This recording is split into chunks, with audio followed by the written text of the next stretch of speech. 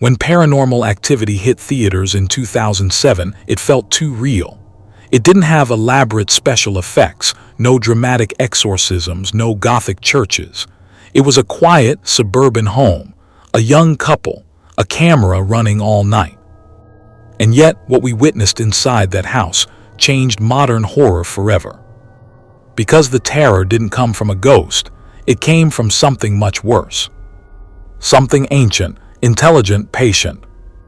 A demon.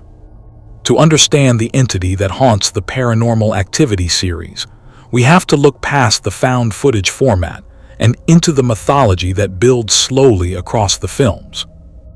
At first, the story seems simple. A woman named Katie is haunted by an unseen force. Her boyfriend, Micah, sets up cameras around their home to prove it's real.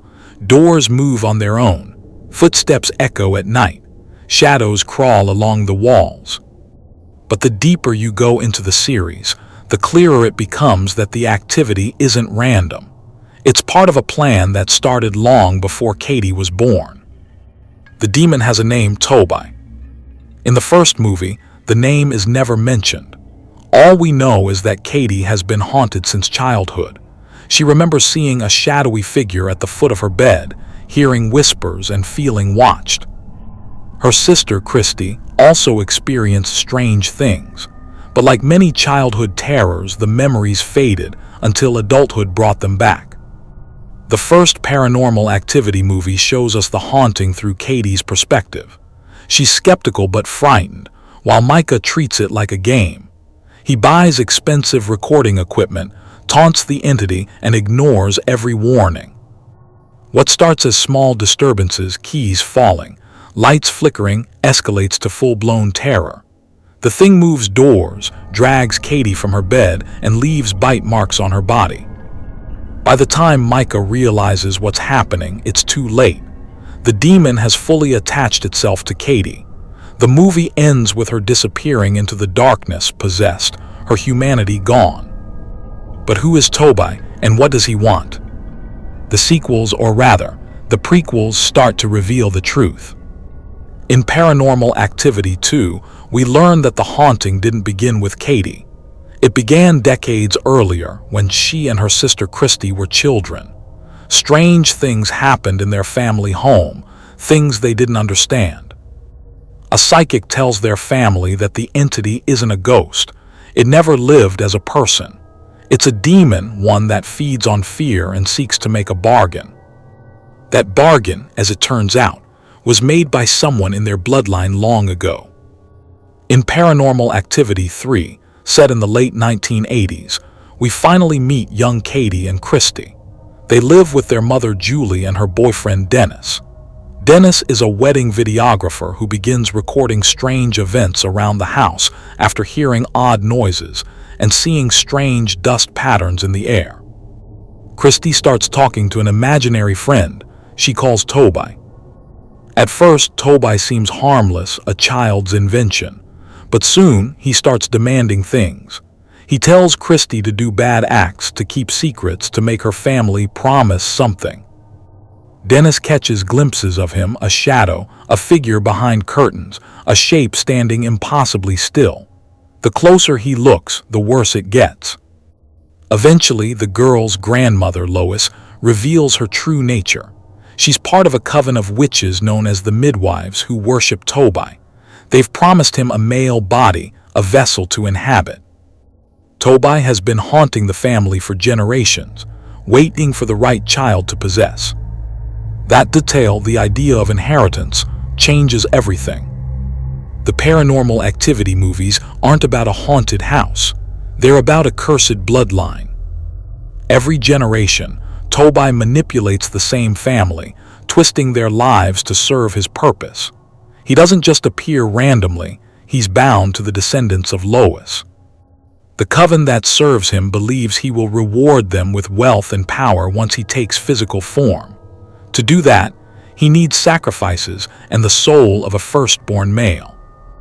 That's why the haunting always escalates around pregnancy and childbirth. It's why Katie's sister Christy's baby, Hunter, becomes the target in Paranormal Activity 2. Hunter's birth represents the completion of the ritual. The demon finally has a body to claim. By the end of that movie, Katie, fully possessed, kills Christy and her husband, then takes the baby, vanishing into the night. Tobai wins. The following films expand his influence. In Paranormal Activity 4, we see the aftermath. Hunter is missing, now living under a new identity. Strange events begin again as the coven works to finish the ritual and fully manifest Tobai in human form. By the Marked Ones and the Ghost Dimension, we see how deep this demonic network runs.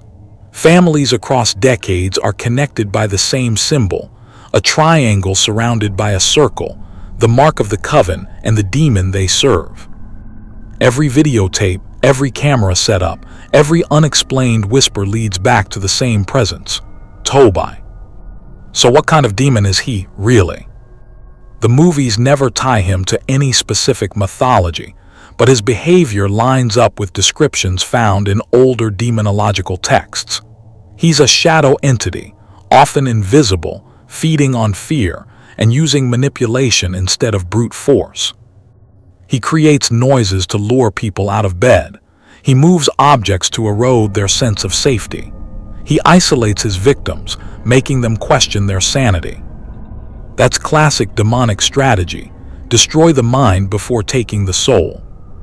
When he finally does manifest, it's rarely with fire or smoke.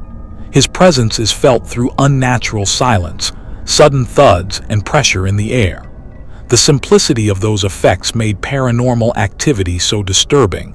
They mirror real-world reports of demonic infestations. People claim to feel watched, to hear scratching in the walls, to see dark shapes at the edge of their vision. The films captured that same phenomenon, amplifying it through realism. But what makes Tobai different from demons in other movies is his patience. He doesn't rush to possess. He waits, he tests, he influences. Across multiple generations, he plays the long game, ensuring the bloodline remains intact, the ritual stays hidden, and fear continues to feed his strength. He's not interested in one victim. He wants legacy. That's what makes him terrifying. He's not tied to one location. He's not bound by time. He's a parasite that lives within a family's history, passed down like a curse no one believes in until it's too late. Another layer of Tobai's power comes from his relationship with the coven. The midwives act as his human servants, women who protect his chosen bloodline and make sacrifices in his name. They aren't possessed, they're loyal. That makes his influence even stronger because it's not just supernatural, it's human. The coven represents the idea that evil doesn't always need claws or smoke. Sometimes, it hides in people who think they're serving a higher purpose. They raise children for him, protect his secrets, and eliminate anyone who interferes. It's a perfect system, a blend of cult devotion and demonic manipulation. In the Ghost Dimension, we finally see Tobai take form, a shadowy, humanoid figure emerging from the darkness. By then, the ritual is almost complete. The family's camera picks up shapes the human eye can't see, revealing that the demon has always been near, waiting just outside the frame. When he fully manifests, he appears as both mist and matter, a being halfway between worlds. His ultimate goal, hinted throughout the series, is to enter the human realm permanently through a physical vessel. That moment when he becomes flesh marks the end of the haunting and the beginning of something far worse. The most disturbing part of Paranormal Activity isn't just the demon itself, but what it represents. It's not the fear of ghosts or death, it's the fear that evil is patient, that it hides in the background of your life, disguised as ordinary misfortune, waiting for the right moment to move. Every creak in the floorboards, every flicker of a light, every dream that feels too real could be its way of testing the boundaries. That's what made audiences so uneasy. The camera didn't point to ancient ruins or cursed tombs. It pointed to bedrooms, hallways, and kitchens, the places we feel safest. And in those places, the demon waits. Tobai's story stretches across time, bloodlines, and recordings. Each generation brings him closer to his goal, complete manifestation. But what if that's the real message behind Paranormal Activity? Maybe the cameras, the documentation, the obsession with proof, all of it was never meant to expose him. Maybe it was his way of being seen. Every video, every sequel, every person who watches, all feeding his name, his myth, his existence. Because in the end, that's how demons survive. Not just through rituals or sacrifices, but through memory, fear, and attention. And after 7 films, millions of views, and years of whispers in the dark, maybe, that's exactly what Tobai wanted all along. If you enjoyed this deep dive into the demon behind Paranormal Activity, make sure to like this video and subscribe for more horror lore and true paranormal breakdowns.